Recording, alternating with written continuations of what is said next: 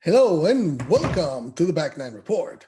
We're Fred Altvater and I checking on the world of golf to bring you the latest news. You've been doing this too long, too many years. You've been doing this too many years, Carlos. Too many years. This is too much. But anyway, thank you for joining us. This is another edition where we're going to bring you the latest in the world of golf.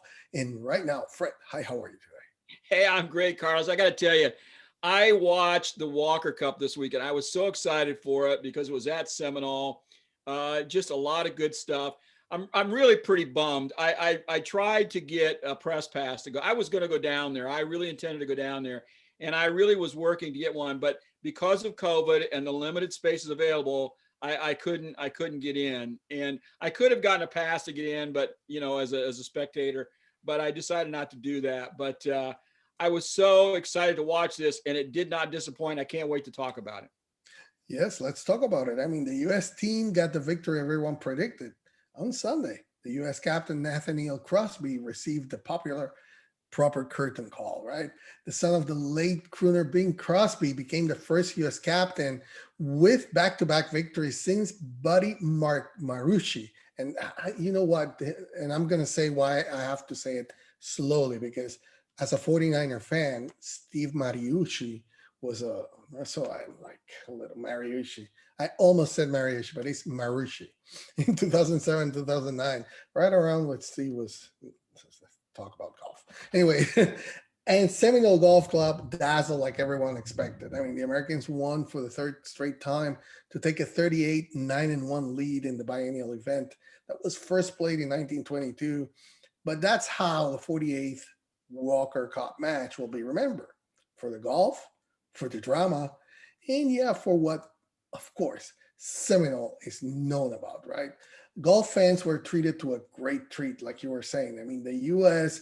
Won closer than they were expected. Sure, there was the stomach virus there that altered the pairings, made the alternates come in and play, complicated it for the captains because they were not thinking about that.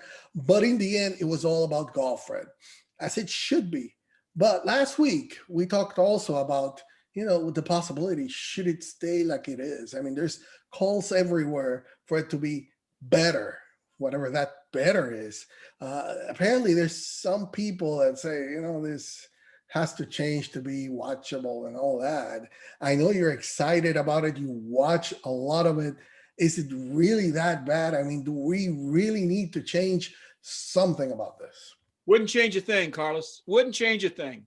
I'm a big proponent of four ball. I like four ball. I would kind of like to see maybe four ball rather than foursomes, but they play two sessions every day, so foursomes are probably a little bit easier. You're only hitting every other shot, and maybe a little easier than playing four balls. A little bit faster as well, so they can get around a little bit quicker. So they're pretty much, if they're just going to have it on 2 days like they're doing it, they're pretty much going to have to stick to foursomes in the morning and then singles in the afternoon. So I have no problem with that, unless they want to do foursomes in the morning on Saturday, four ball in the afternoon on Saturday, and then just round of singles on Sunday. But I don't really want that. I'm just saying that's an alternative. What they did was absolutely perfect. So, I want to talk a little bit about the significance of the WalkerCup. No less than Jack Nicklaus said that his invitation to the 1959 WalkerCup made him realize, hey, I'm pretty good, that he was one of the 12 best amateurs in the country. And that gave him a big boost of confidence, made him work even harder to become the golfer that he eventually became. Making the WalkerCup for these guys is huge. Normally, the WalkerCup is later in the year after the college golf season is over. But because they had it at Seminole, Seminole closes at the end of April. They're not open in May, June, July, and August. They don't open again until October, like Augusta. They're closed during the summer. So they had to work this in early May so that they could go ahead and close up like they normally do through the summertime. And that made the course firm and fast and difficult. Oh, baby, it was fun. But making this WalkerCup is so big for these guys. And then it gives them that big boost of confidence to hang out with the best players on the U.S. and the Great Britain Island. They all play against each other in college now. We talked about that in the previous show, that a lot of these guys come over here and play college golf in the United States from Europe and different places. But the atmosphere and all the things that these kids, these are teenagers and 20-year-olds that are playing in this thing. Stuart Hagestad, he's the old guy. He just turned 30, but he was the only mid-am. All the rest of them were under 22, I think, or 23. Oh, maybe one kid was 25, but and he just graduated from college. So, and I know these guys are out there signing sponsorship contracts today. They all have got $1 million in their bank accounts today that are leaving college and moving on. But a big percentage of them are going to be playing in the regionals of the NCAA's here in the next couple of weeks, and then the national championship as well out in Scottsdale. So, but it's a big deal for them. And I'm telling you, Carlos, the Great Britain and Ireland, these kids can play. They can really play.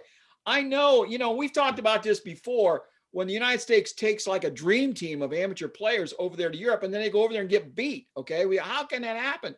Well, the European kids the Great Britain and Ireland kids are really good. And Joe Long, their best player, was sick the whole time. He got it out singles on Sunday afternoon, and you could tell he was absolutely drained. He was whipped. The last 4 holes, he just limped in because he had like a big lead and he almost blew it on the last hole. But it was so compelling. Tyler Stafacci, the U.S. amateur champ, really the number 1 player from the U.S. team, only played in 1 session, the singles on Sunday, and he was sick. He was struggling around. He could barely bend over to place his ball on the putting green. He almost fell over. He was just shuffling off the greens. So these kids want to play so bad, and they're playing because they want to play, Carlos. They're not playing for the money. It's amateur stuff. It's just, it was so good. The play was so compelling. The golf course was perfect. I just couldn't get enough of it. And that's there you go. Thank you, God. Told you. God agrees. See, he says that's good stuff. Yeah, he said it. He approves. I'm a big proponent of amateurism. Okay, I love any amateur competition, and that's why I've always been like, there has to be a line. If you are going to earn money, forget it. Just turn pro and forget about this. But that's what this makes it all about. It's not about the money. They're here to play because they love for golf. And hey, I'm defending my team. My team colors is what it's counting more than my name right now. And we talked about this, and you mentioned all the big names that have been part of this WalkerCup in the past. I mean, now the issue is you may not know them, but you will know them pretty soon. Not all of them, but most of them. You're going to see big names coming out of this, okay? The Tyler Stafacci, Joe Long, and what you were saying and describing there, they wanted to play. I mean, to them, it was horrible to have that stomach virus and not being able to be at top shape. I mean, they have been wanting to play in this because this is a biennial event. It's every 2 years. So they're waiting to be selected and play here. Now, yes, I understand this call for some other changes, but I would not change a thing.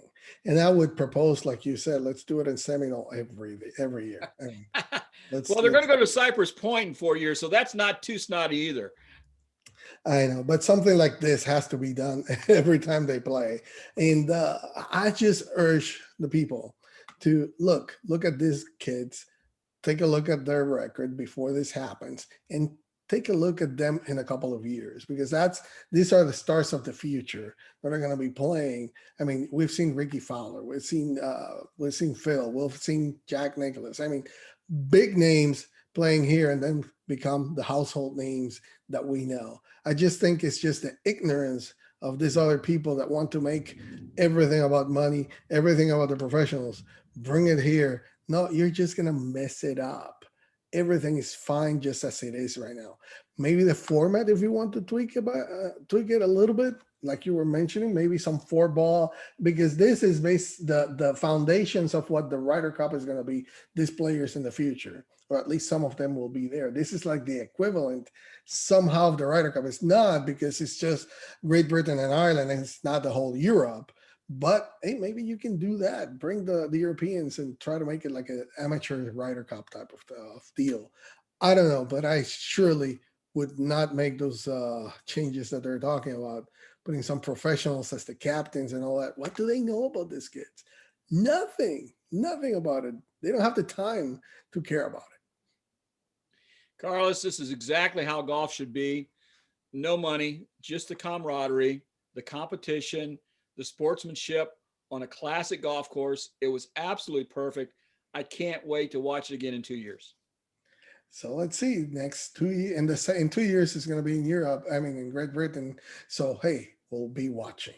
Thank you for joining us. If you want more information, golf news and information just like this, subscribe to our channel so you can keep up to date with us. And also follow our show on Twitter.